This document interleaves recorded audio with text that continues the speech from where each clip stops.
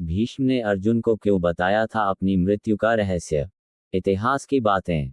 कहा जाता है, इतिहास केवल विजेताओं को ही याद रखता है। वे लोग जो जंग के मैदान में हार जाते हैं, उन्हें इतिहास अपनी आलोचना का पात्र बनाकर दरकिनार कर देता है। महाभारत की कहानी भी कुछ ऐसी ही है, जिसमें कई महायोद्धाओं का जिक्र किया गया है। इसके अलावा कई ऐसी शख्सियतों का भी उल्लेख है, जिन्होंने अपने पराक्रम के बल पर कुरुक्षेत्र के उस भयंकर युद्ध में अपनी अपनी भूमिका अदा की थी। हार और जीत। जिसने युद्ध को जीता उसकी गलतियों को भी न्याय समझकर टाल दिया गया, और हारने वाले पक्ष की खूबियों को भी नजरअंदाज कर दिया गया। दुर्योधन, कर्ण और भीष्म पितामह महाभारत ग्रंथ के कुछ ऐसे ही पात्र हैं, जिनके चरित्र को बहुत हद तक गलत समझा गया। भीष्म पितामह कुरुवंश के रखवाले और कर्ता धर्ता होने के बावजूद अपनी आंखों के सामने हो रहे कुकर्मों को रोक नहीं पाए।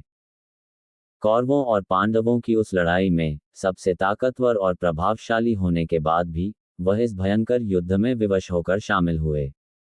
भीष्म पितामह देवव्रत, जिन्हें भीष्म पितामह के नाम से बेहतर जाना जाता है, तीव्र बौद्धिक और युद्ध क्षमता वाले थे। वे इतने ताकतवर थे कि उन्होंने विष्णु के अवतार माने जाने वाले अपने गुरु परशुराम, जिन्हें कभी कोई हरा नहीं पाया, को युद्ध में मात दी थी। भीष्म पितामह के विषय में कई बातें कही जाती हैं, जिनमें से कुछ नकारात्मक तो कुछ सकारात्मक हैं। फर्क बस ये है कि देवव्रत के विषय में हम नकारात्मक बातें ज्यादा जानते हैं और सकारात्मक बहुत कम। प्रभावशाली व्यक्तित्व भीष्म पितामह के जीवन से ऐसा बहुत कुछ जुड़ा है जो किसी भी सामान्य व्यक्ति को प्रभावित कर सकता है। उनका जीवन काल बस इसी बात पर आधारित नहीं है कि उन्होंने कुरुवंश के शासक का आजीवन साथ देने की शपथ ली थी। समर्पित पुत्र देवी गंगा और शांतनु के पुत्र देवव्रत को वासु का अवतार माना जाता है। हालांकि शांतनु के एकमात्र पुत्र होने के कारण देवव्रत ही हस्तिनापुर की गद्दी के हकदार थे, लेकिन इस बीच कुछ ऐसा हुआ जिसके बाद हस्तिनापुर का सिंहासन भले ही देवव्रत के हाथ से चला गया, लेकिन उनके भीतर छिपा एक समर्पित पुत्र बाहर निकल आया। पिता की इच्छा। गंगा के देवस्थान लौट जाने के बाद शांतनु की मुलाकात सत्यवती नामक मत्स्य कन्या से हुई। शांतनु सत्यवती से विवाह करना चाहते थे, लेकिन सत्यवती के पिता की शर्त ने शांतनु को बांध दिया। सत्यवती के पिता ने ये शर्त रखी कि सत्यवती और शांतनु की संतान ही हस्तिनापुर का शासन संभालेगी। देवव्रत की प्रतिज्ञा। ये सुनकर शांतनु ने विवाह का निश्चय त्याग दिया, लेकिन उनकी हालत देखकर देवव्रत स्वयं सत्यवती के पिता के पास गए और ये प्रतिज्ञा की कि वह आजीवन विवाह नहीं करेंगे और हर परिस्थिति में हस्तिनापुर के सम्राट का साथ देंगे। उनकी इस प्रतिज्ञा ने ही शांतनु और सत्यवती का विवाह करवाया था। इस भीष्म प्रतिज्ञा के पश्चात ही देवव्रत का नाम भीष्म पड़ गया था। निष्ठावान शिष्य। विष्णु के अवतार माने जाने वाले परशुराम एकमात्र ऐसे ब्राह्मण योद्धा थे, जिन्होंने धरती पर राज करने वाले बुरे क्षत्रियों का संहार किया था। परशुराम के क्रोध से सभी वाकिफ थे, इसलिए कभी कोई उनके समीप आने की कोशिश तक नहीं करता था, लेकिन महायोद्धा भीष्म भी परशुराम के ही शिष्य बने। परशुराम के साथ रहते रहते भीष्म ने युद्धकला, प्रबंधन, शिक्षा और अध्यात्म से जुड़ा हर पक्ष सीखा था।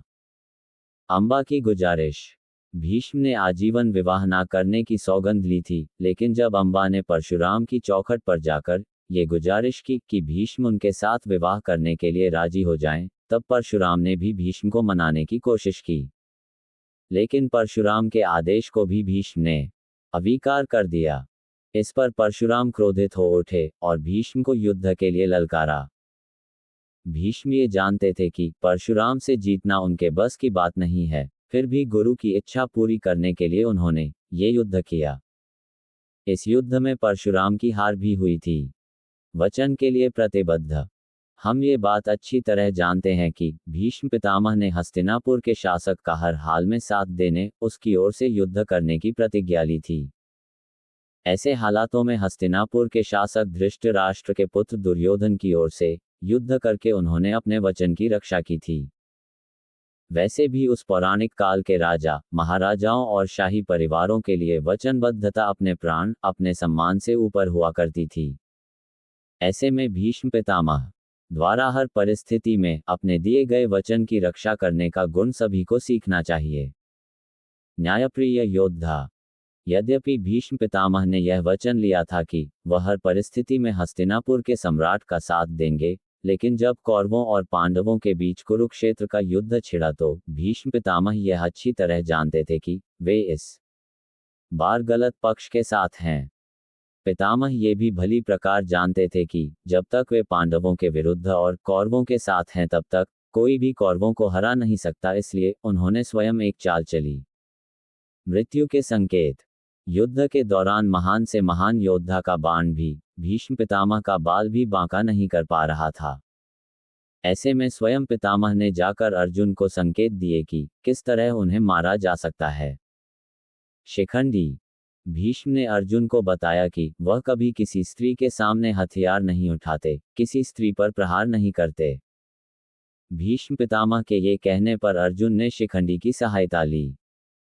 शिखंडी के पीछे छिपकर अर्जुन ने भीष्म पर वार किया, जिसकी वजह से भीष्म मृत्युशैया पर जा पहुंचे। सर्वोच्च बलिदान।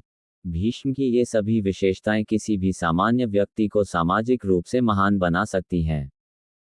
कर्तव्यपरायणता। निष्ठा और धर्म का पालन करना कर्तव्य से ज्यादा आज के समय की जरूरत बन गई है। अपने वचन के पालन करने के लिए भीष्म ने अपने प्राणों तक की परवाह नहीं की, इससे बड़ा त्याग और क्या हो सकता है। मैं पूर्ण विश्वास करता हूं कि ये वीडियो आपको अच्छा लगा होगा। यदि वीडियो आपको अच्छा लगा हो तो लाइक करें, शेयर करें तथा हमारे चैनल को सब्सक्राइब करें। बेल आइकन दबाएं। वीडियो देखने के लिए आपको दिल से धन्यवाद।